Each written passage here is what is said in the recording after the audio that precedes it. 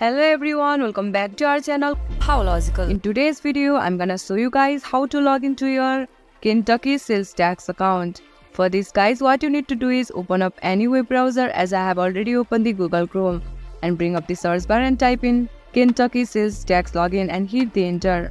Make sure it takes you to the official link secure2.kentucky.gov. Click on that link. It might take a while to loading, wait for it. Now you will be taken to the official website of Kentucky.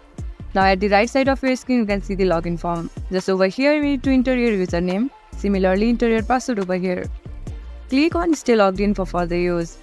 But I suggest you guys do not try it in public computer.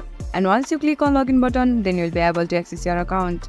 In case if you forgot your username, just click on request username. Similarly, if you forgot your password, just click on reset password.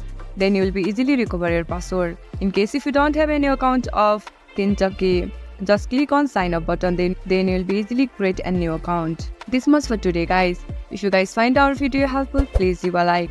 And please do not forget to subscribe our channel and also hit the bell icon for our latest video.